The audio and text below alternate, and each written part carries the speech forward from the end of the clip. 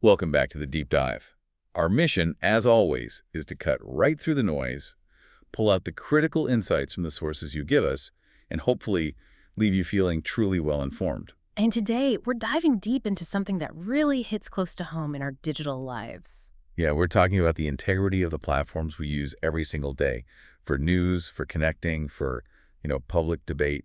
Just imagine for a second if the source you rely on, what you see, what you read, was, well, compromised. It's more than just a spooky thought, isn't it? It's a fundamental challenge to how we even perceive information anymore, especially with a platform as central as X, formerly Twitter. Any crack there just ripples outwards. Absolutely. They can touch everything from your personal privacy right up to, well, the very fabric of democracy. Which is exactly what this deep dive is focused on. We're pulling back the curtain on X. We're going to unpack some, frankly, deeply concerning stuff. We're talking massive data breaches, relatively recent ones. We've got these explosive insider allegations that might genuinely make you question what you thought you knew about the platform. And then there's the bots. The persistent, pervasive problem of bots. We'll look at how all this could reshape not just our digital world, but even influence real-world events, like elections. Right. So our goal today is really to arm you with the understanding you need to navigate this complex and, frankly, pretty messy environment. And to do that, we've gone through a stack of sources you provided. We're drawing from recent reports in Forbes and Fishing Tackle on these big data leaks. We'll also look at Reddit discussions. Raw user frustration about bots. There's an AP News timeline tracking X's. Well, let's call them tumultuous policy changes. And a Spectrum News expose featuring a former Twitter executive. Plus, critically, we've got insights from Twitter Spaces. Yeah, this is really unique stuff. An unfiltered look into a specific space titled, "Twitter is Completely Compromised." Quite a title. It really is. And supposedly, there's an insider in there sharing a, frankly, alarming view of what's still going on. This isn't just theory, it feels like a direct window. And we'll also touch on X's updated privacy policies, because they really offer a glimpse into where the platform might be heading. Okay, so ready to peel back these layers. Let's do it. All right, let's start at the foundation, the thing that sort of underpins a lot of the other concerns. Data leaks. Their scale is just staggering. Yeah. This isn't exactly a new issue for X, is it? No, not at all. But it keeps evolving, keeps revealing new problems. The story really kicks off, at least for this recent wave, back in January 2022. Twitter, as it was then, found a pretty significant vulnerability. And this was through their bug bounty program, so people were looking for flaws. Exactly. They had this program where ethical hackers could report bugs, and someone found a big one.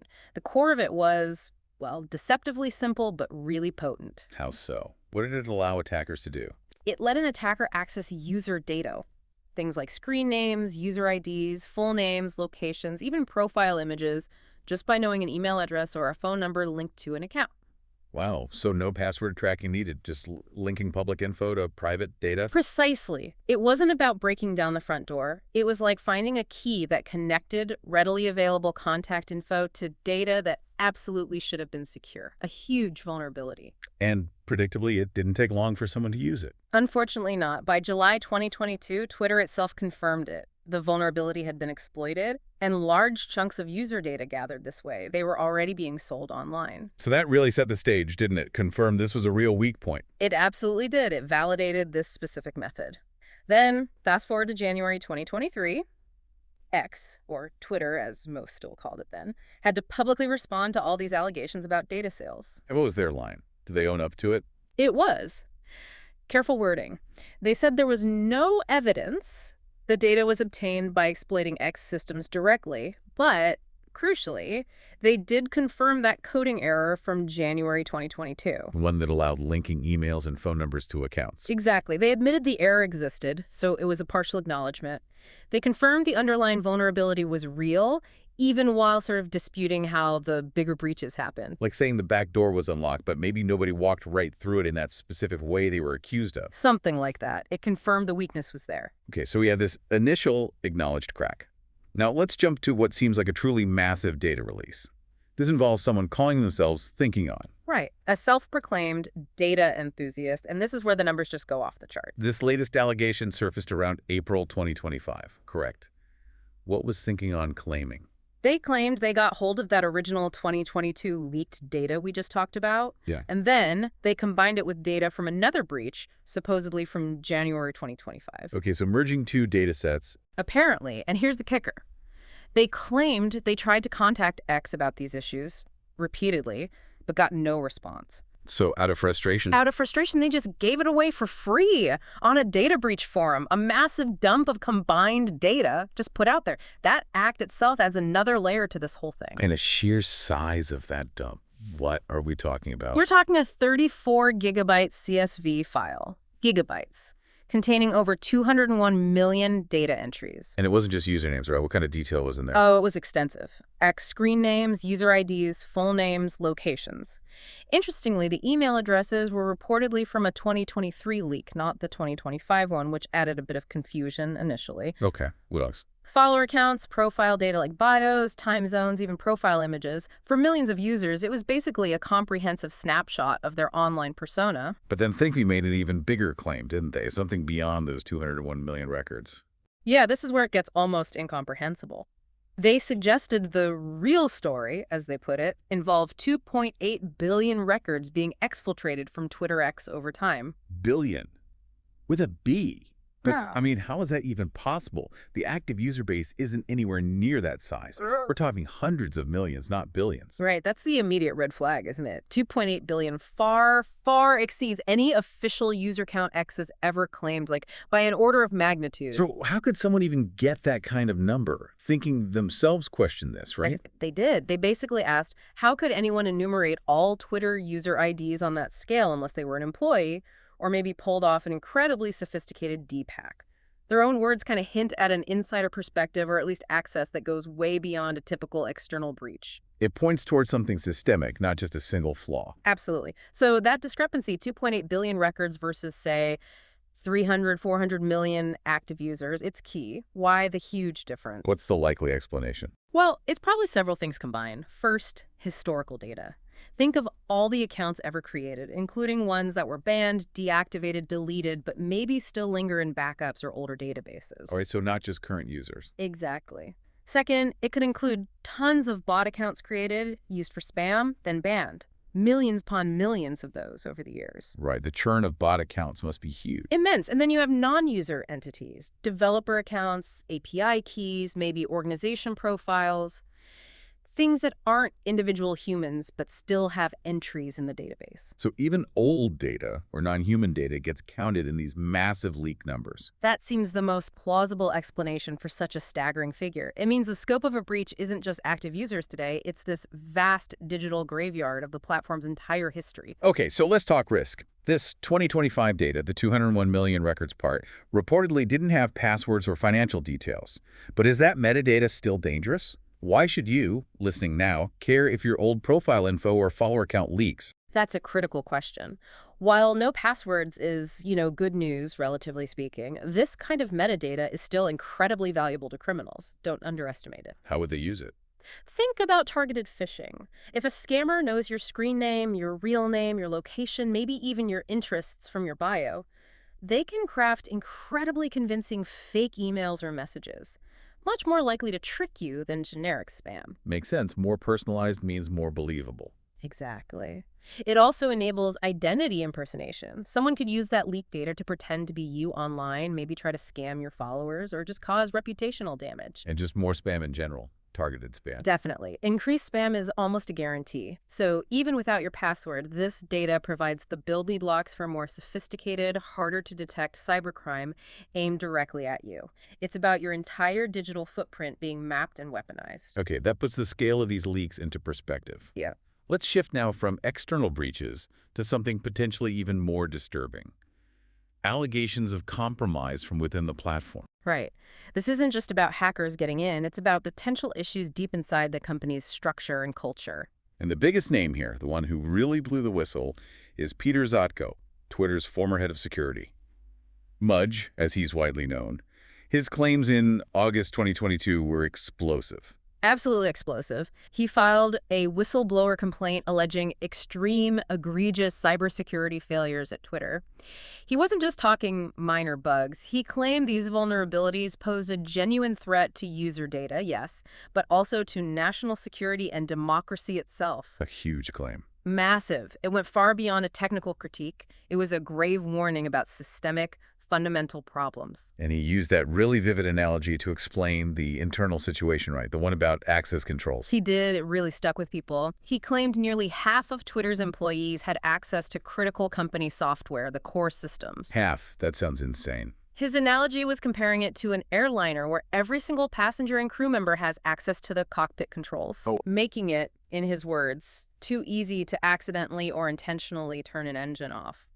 It paints this picture of just potential chaos. A staggering lack of basic access control for such a critical platform. It's not just a security risk. It feels like a recipe for disaster, intentional or not. Precisely. And beyond that specific analogy, his broader accusations were just as damning. He alleged Twitter failed, fundamentally, to protect the sensitive data of its, at the time, 238 million daily users. Which includes government agencies, world leaders. Exactly. High-value targets. He also claimed the company made false statements to the FTC about its security practices and that the CEO at the time, Parag Agrawal, had lied about efforts to tackle spam and bots. And Zatko was fired for raising these concerns internally. That's what he alleged. Fired in January 2022, he said, for bringing these issues up. Now, there was another layer to his claims, something even more geopolitical and concerning. Yes. This was particularly chilling. Zatko alleged that the Indian government had actually forced Twitter to put one of its agents on the payroll. An agent working inside Twitter. With access to user data, potentially sensitive user data, during a period of intense political protests in India. That raises immediate, massive concerns about foreign intelligence infiltrating these major platforms. Absolutely. State actors potentially using platforms for surveillance, for suppression. It sadly echoed a previous case where a former Twitter employee was convicted of spying for Saudi Arabia. So it wasn't an unprecedented fear. It really highlights how these platforms aren't just tech companies, they're geopolitical battlegrounds. They really are. And that brings us perfectly to that Twitter space we mentioned earlier, the one titled, "Twitter is Completely Compromised." Right. This unfiltered conversation, supposedly with an insider. What was the main thrust of it? The main speaker, who clearly sounded like they had deep, possibly first-hand knowledge, didn't mince words. They stated, flat out, Twitter is compromised. Not maybe, not potentially. It's just a blunt declaration. And did they say how? What was the root cause, according to them? They tied it directly to a hack on GitHub, specifically involving code from what they called the Twitter depository, basically. Repositories of Twitter's own internal software or API code. Okay, the building blocks of the platform. Exactly. And they linked this GitHub hack to Twitter's Chump contest. This was a competition for developers building apps using Twitter's API. I remember that. What was the connection? The contest rules apparently required entrants to disclose their code, openly submit it. The speaker alleged that requirement, that open code submission, was exploited. It inadvertently created a massive vulnerability, potentially giving attackers deep insights or access into X's underlying systems via that contest code. Wow. Using a developer contest as an attack vector. That sends up huge red flags. Massive red flags. And then the speaker added this other layer, something that sounded almost personal, suggesting manipulation within the contest itself. What did they say? They said, sounding really frustrated, they're picking winners and losers, and it's rigged, and it's making me sick. Okay, so suggesting favoritism, maybe internal politics influencing who won this contest. That was the strong implication. That the compromise wasn't just a passive security failure, but maybe even tangled up with internal power plays or controlling who got access or recognition through this contest. And to back up this insider claim, did they mention anything specific? They did. They mentioned a specific person from Twitter's API team, someone involved, who they claimed is not even allowed in spaces anymore. Suggesting they were silenced. Potentially. Yeah. And that this person was magically on vacation right when these issues were being brought up internally. It adds weight to the idea of retaliation or suppression of information about these critical problems. It makes it feel very real, very human. So a technical compromise potentially intertwined with internal silencing. What were the alleged consequences of this compromise, according to the speaker? This is where it gets incredibly alarming, especially regarding influence. The speaker asserted there's an unpatched vulnerability specifically affecting the U.S. that allows for direct manipulation of what news users see in their feeds. Manipulation of the feed. How? They made this chilling claim. If I force feed everyone in certain news, I can effectively change who they vote for in any race I want. Whoa, that's a monumental claim. Directly influencing elections. Directly. They followed up saying it means literally changing the news in countries. This is major. And they emphasize the power. The people who control Twitter, the narrative, like that is the big prize. And they believe people trust Twitter for news. They claimed, maybe hyperbolically, maybe not, that 90% of people trust news they see on Twitter, especially if it comes from accounts with blue check marks, those verified accounts. If that trust can be manipulated at scale, that's immense power. That is genuinely terrifying. The idea that the news feed itself could be a tool for manipulation on that scale. Did the speaker suggest leadership knew? Yes. They specifically mentioned that Parag Agrawal, who was CEO after being CTO, was fully aware of these issues. Which immediately raises the billion-dollar question. If they knew, why weren't these fundamental problems fixed? Exactly. The insider explored the chilling possibilities. Either they don't know how, or that they don't want to, implying either incompetence or, perhaps more disturbingly, intent. Or maybe the problem is just too complex. That's possible too. But the speaker pointed out that things like quarterly audits are just too slow. They can't catch or fix real-time manipulation happening on the platform day to day.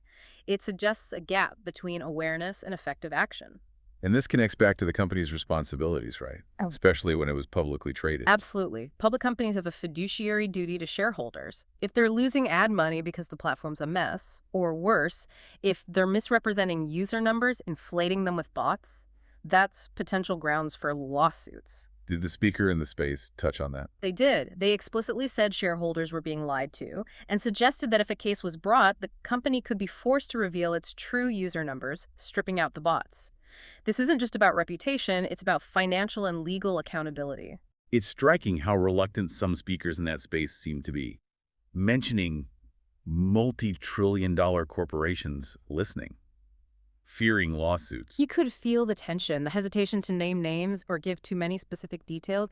It really underscores the perceived risks involved in blowing the whistle or even just discussing these things openly. One speaker even brought up their own past experience, right? Fighting Safe Moon. Yeah.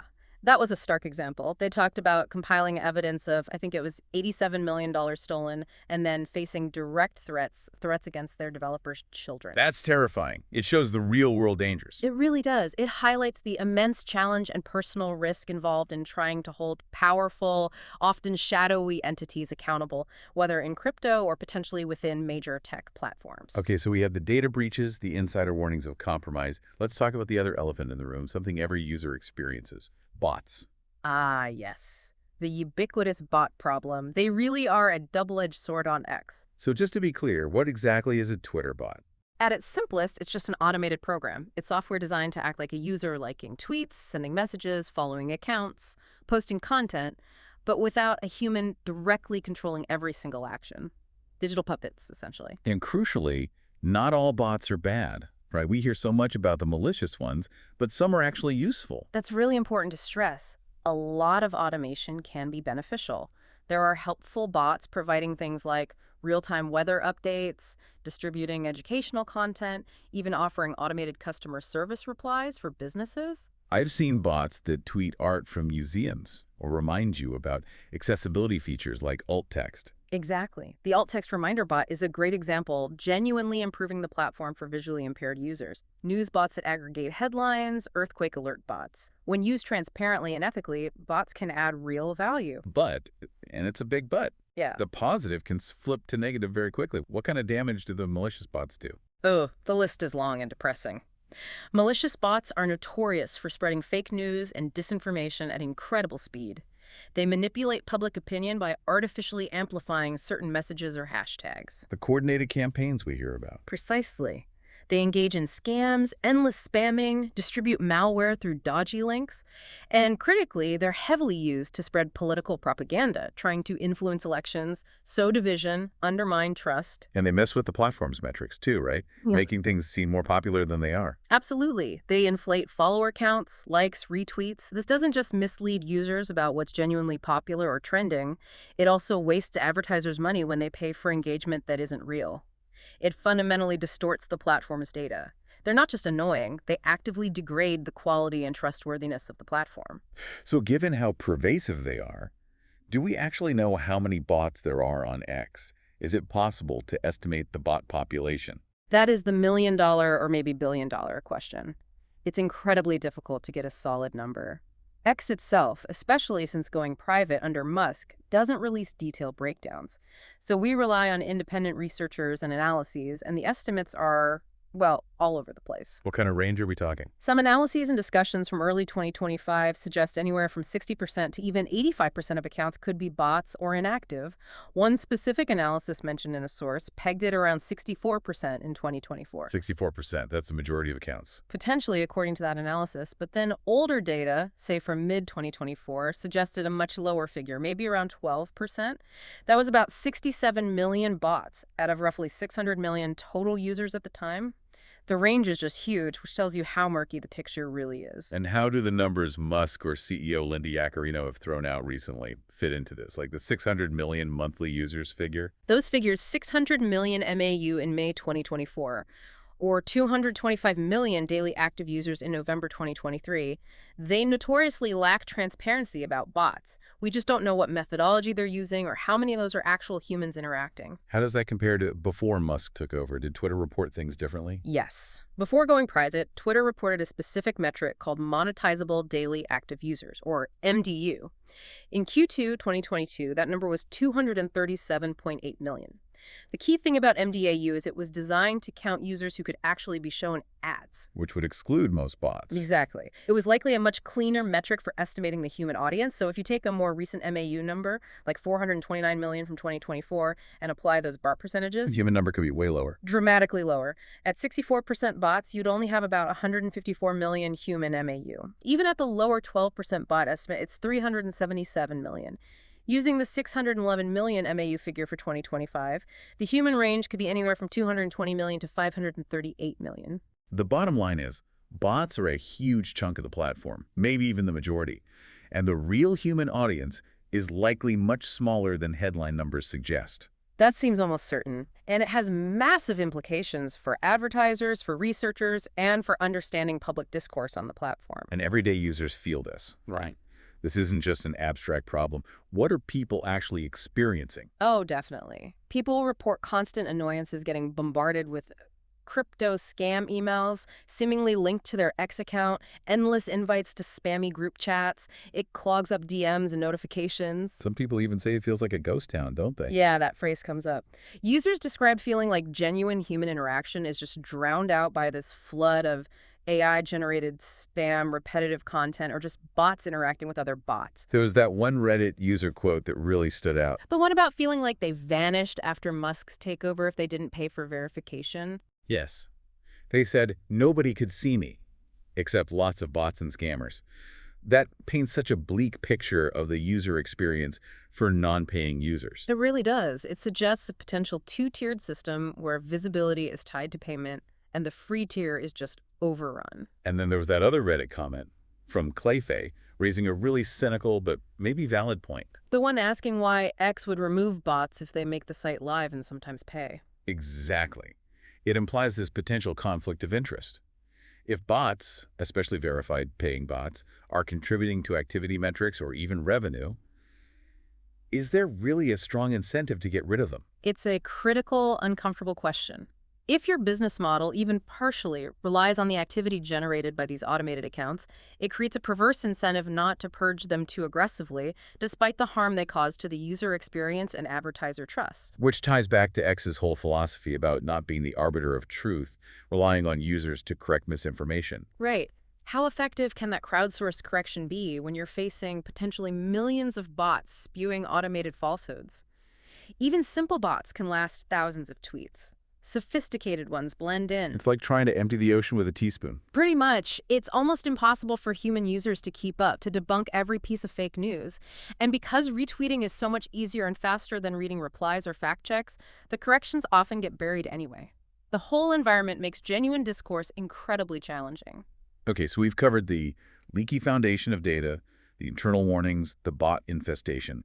Let's turn to the era of Elon Musk himself and the policy chaos that followed his takeover. Yeah, that period, starting late October 2022, was intense. The phrase dizzying, whiplash-inducing timeline from the AP news source really captures it. Rules changing almost daily. Sometimes hourly, it felt like, and often seemingly disconnected from Musk's stated big concern, which was supposedly bots. The first moves were dramatic. The firings. Immediately. October 27, 2022, deal closes. CEO, CFO, top lawyer fired. By Halloween, October 31st, he dissolves the entire board of directors, becomes the sole board member. Talk about consolidating power. Instantly. And it set the tone for rapid, often unpredictable top-down changes. And the impact on content moderation was immediate too, wasn't it? People started testing the boundaries right away. They did. Accounts started recirculating old conspiracy theories, almost daring the new regime to act. Musk himself tweeted, then deleted, that unfounded rumor about the attack on Nancy Pelosi's husband. It created this sense that the guardrails were coming off, or at least wobbling badly. Which led to the advertiser exodus. Right. Big names, General Mills, Audi, Pfizer, others paused their ad spending. They were worried about their brand appearing next to hate speech or misinformation. Brand safety became a huge concern. Musk tried to reassure them, didn't he? Admitted some dumb things might happen. He did, but the damage was happening in real time. The revenue hit was significant and immediate. And then came maybe the most iconic moment of chaos. Yeah. The blue check saga. Oh boy. November 5, 2022, just before the U.S. midterms, they announced this $7.99 a month subscription, Twitter Blue, and part of it is you get a blue check mark. The mark, previously reserved for verified, notable accounts, handed out for $8. What could possibly go wrong? What indeed? The relaunch was immediately spectacularly flooded with imposter accounts. It was almost comical if it wasn't so damaging. The Eli Lilly example stands out. The fake Eli Lilly account tweeting insulin is free caused real-world panic hit their stock price. But it wasn't just them. Fake accounts for Nintendo, Lockheed Martin, even Musk's own Tesla and SpaceX popped up, tweeting nonsense or inflammatory stuff. Absolute chaos for brands. The symbol of authenticity became a tool for impersonation overnight. Completely devalued it, and Musk's response was just frantic. First, impersonators would be suspended. Then he introduced an official gray checkmark label for actual verified accounts, then killed that label hours later. Whiplash is right. Then, by late November, plans for different colored checkmarks. Gold for companies, gray for government, blue for individual subscribers. The service relaunched again in December, but with different prices depending on whether you bought it on the web or via the iPhone app. It was just constant, confusing change. And during this time, the actual safety teams were being dismantled. Yeah, that was happening concurrently. Mid-November, reports emerged that Musk had gutted the teams that battle misinformation. Hundreds of outsourced content moderators, the frontline troops against harmful content, were let go, reducing their capacity to actually handle the mess. Dramatically. Then, late November, another huge shift. X announced it would stop enforcing its policy against COVID-19 misinformation. In the middle of ongoing public health concerns. Wow. A really significant move with potentially serious consequences. And then, in December, the Trust and Safety Council, this advisory group set up years before to deal with hate speech, child safety, self-harm issues, completely dissolved. So the external experts were gone too. What does that signal about platform safety? It signals a major retreat from proactive safety measures, relying less on established processes and expert advice. It raises huge questions about user well-being, especially for vulnerable groups. And around the same time, controversial accounts started getting reinstated. Based on Musk's polls, often. Donald Trump's account was reinstated in mid-November after being banned since Jan 6th. Marjorie Taylor Greene, previously banned for COVID misinformation, came back a couple of days later. But it wasn't just politicians. There was the incident with the jet tracking account. Right, the account tracking Musk's private jet. Suspended, briefly restored, suspended again. This was despite Musk constantly talking about free speech absolutism. It highlighted the seeming arbitrariness. And journalists covering Musk got suspended too. Briefly, yes. Yeah. then restored after, you guessed it, another Twitter poll run by Musk. It just added to the feeling that decisions were being made erratically, perhaps based on personal whim rather than consistent policy. Did regulators notice all this chaos? Oh, absolutely. U.S. Democratic senators called for federal investigations into consumer protection and data security at Twitter in November 2022, and the EU issued a strong warning: get hate speech and misinformation under control or face massive fines, even a potential ban in Europe. The pressure ramped up quickly. And then fast forward a bit to August 2023, another major policy reversal. Political ads were back. Yeah, that was a big one. X announced they'd start accepting political ads again in the U.S., eventually globally.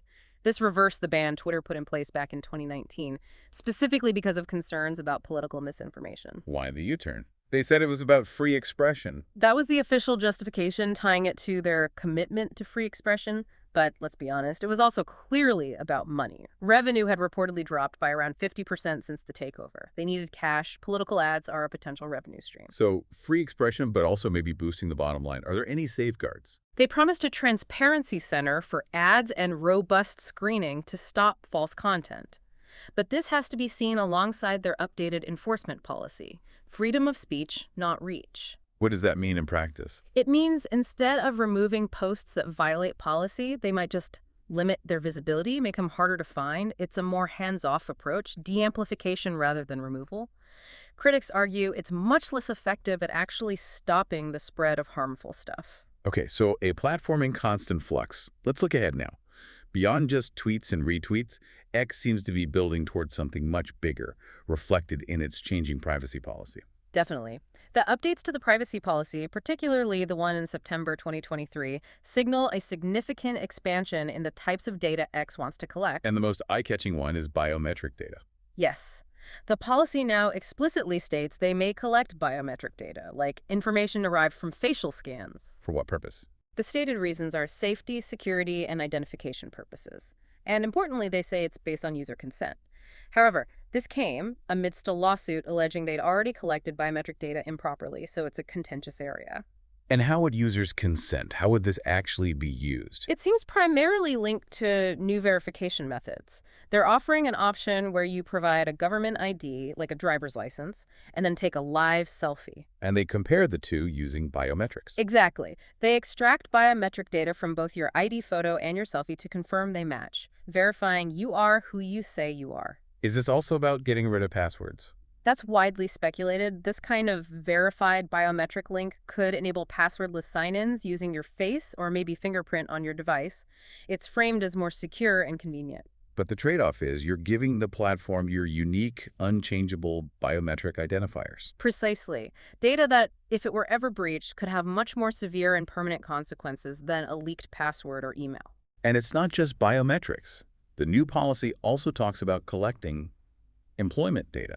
That seems unusual for a social media site. It does, but it fits a larger pattern. The policy says they may collect and use things like your employment history, your job preferences, skills, even your job search activity on and off the platform. To do what? Become a job board? Essentially, yes. They want to use this data to recommend jobs to you, share your profile with potential employers, with your permission presumably, let recruiters find candidates on X, and show you targeted job ads. And this followed an acquisition, didn't it? It did.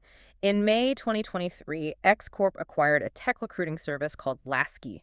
That was a clear signal they were serious about moving into the professional networking and recruitment space, competing more directly with platforms like LinkedIn. So pulling all this together, the biometrics, the employment history, why this massive data grab? What's the end game here for Musk and X? Musk has been very open about his ambition. He wants to turn X into an everything app. The WeChat model for the West. Exactly. Like China's WeChat, which combines messaging, social media, payments, shopping, services, all in one place. To build that kind of all-encompassing digital ecosystem, you need data. Lots and lots of granular personal data. You need to know everything about the user to provide all those integrated services. Right. From their social connections to their shopping habits to their professional life to potentially their financial transactions. It requires building this comprehensive digital identity housed within the X platform. And there's that great analogy in the Twitter space about this kind of hidden data collection, wasn't there? The Roomba. Yeah, that was a surprisingly effective metaphor. One speaker brought up the Roomba vacuum cleaner. Just cleaning the floor, right? Well, that's what you think. The speaker pointed out Roombas create detailed maps of your home's interior, a liar map, they called it. And that data gets sent back and All right. potentially sold. Sold. Maps in my house. That was the claim. The speaker mused, why the vacuum cleaner is sending some packets to certain country, that I don't know, never mind. It perfectly captured that feeling of unease, of data going somewhere unknown. And it reflects how we just click accept on terms and conditions without reading them. Exactly. Next, next, next, I accept. We trade our data for convenience without fully understanding the bargain. The Roomba example makes that abstract concern very concrete. It really mirrors the concerns about X wanting biometric data or employment history. It seems convenient, but what's happening behind the scenes? Right. And the speaker even joked about the Roomba maybe secretly being a crypto miner, using its little computer chip, driving up your electricity bill. It emphasizes the unexpected, hidden ways our data and even resources can be exploited when we blindly agree to terms. It's a powerful reminder to actually pay attention to privacy policies and what we're consenting to. Because the consequences can be far bigger and creepier than we imagine. The Roomba mapping your house today could be the everything app tracking your entire life tomorrow. Okay, so let's try to synthesize all of this. We've got the breaches, the insider warnings, the bots, the policy chaos, the push for more data. What are the fundamental stakes here? What does this mean for information integrity, for public trust? I think the core concern, the one that really resonated from that Twitter is completely compromised space, is the alleged ability to manipulate what people see, to control the narrative. The force feeding of news. Exactly. The claim that someone could force feed you what news shows up in your feed no matter what, potentially literally changing the news in countries. If that's true, or even partially possible, it fundamentally undermines the idea of an informed public, especially if, as the insider claimed, so many people trust the platform implicitly for news. And they linked this potential manipulation to AI systems as well, like Microsoft's Copilot. Yeah, the discussion touched on AI like Copilot, trained on vast open-source datasets. The allegation was that such systems can steal credit from original creators and repackage information, perhaps inaccurately or with bias. And the fear is that a malicious actor could weaponize this. The fear is exactly that. Imagine someone hijacking a major news account like CNN's and using sophisticated AI to generate a highly realistic but completely false news story, a fake invasion, a market crash. The potential for immediate widespread panic and real-world consequences is enormous. And even tools meant for good, like conversation safety tools, could be twisted. According to the insider in that space, yes, they saw those tools, developed as part of the Chirp contest, as essentially censorship tools in disguise. It highlights how even seemingly positive innovations can potentially be repurposed for control or suppression. Which brings us back to transparency and accountability. It feels so hard to get straight answers. The frustration in that Twitter space was palpable. You could really hear it, people asking why we can't talk openly about stuff, citing the fear of multi-trillion-dollar corporations listening in, the risk of lawsuits. It creates this chilling effect where people who might know things are afraid to speak up. The fear seems very real, based on that SafeMoon anecdote, facing threats for releasing a report. Exactly. That story illustrated the immense personal risk involved in challenging powerful entities. It highlights the courage it takes to be a whistleblower and perhaps explains why some information remains hidden or only hinted at. And for us, trying to understand from the outside, the vagueness can be maddening, like that speaker trying to pin down the technical details of the compromise. I ask a question and you can't answer. You give me this vague, amorphous answer. That frustration reflects the broader difficulty for the public. These are complex systems, shrouded in corporate secrecy and technical jargon. Getting clear, actionable information is incredibly difficult. And the leadership situation adds another layer of complexity. The idea that former execs like Agrawal knew about problems, the CISO leaving, Jack Dorsey leaving. It paints this picture of a company in constant turmoil. Knowledge of vulnerabilities might exist, maybe has existed for years, but fixes are slow, or maybe blocked by internal politics, lack of resources, or even external pressures we don't know about. The suggestion that maybe a powerful board member even knew and offered protection to the insider, that complicates things even more. It really does. It suggests the problem isn't just technical bugs. It could be deeply political, involving power struggles and information control at the highest levels. It's not a simple fix. So we've covered a lot of ground in this deep dive. From the massive data breaches exposing potentially billions of records, to the chilling insider claims of compromise and manipulation, the overwhelming bot problem, and the chaotic policy shifts that have defined recent years at X. It's clear the platform's integrity faces serious questions. The digital landscape we navigate is far less transparent and maybe far more manipulated than we might like to think. The very way information spreads is being challenged. So wrapping this up, what does this all mean for you, listening right now? How do you apply this? I think fundamentally, it means exercising an even greater degree of critical thinking about everything you see online, but especially on platforms like X with such influence. Assume that what appears in your feed might be curated, amplified, or potentially even manipulated. Don't take things at face value. Question the source, question the engagement numbers. Exactly. Understanding these dynamics, the bots, the potential for feed manipulation, the data privacy implications, it's not just interesting, it's essential for navigating our digital lives safely and responsibly. Which leaves us with a final thought to chew on. In a world where our view of reality is so heavily shaped by what we see, read, and consume online, where the line between human and bot, authentic and artificial, keeps getting blurrier. How do you make sure that what you're engaging with is real? What steps do you take to verify information and trust the sources you rely on? And maybe the bigger question, how much control, how much data are you willing to give up to these platforms in exchange for convenience and connection, knowing the potential risks to your privacy and the integrity of the information that shapes your understanding of the world?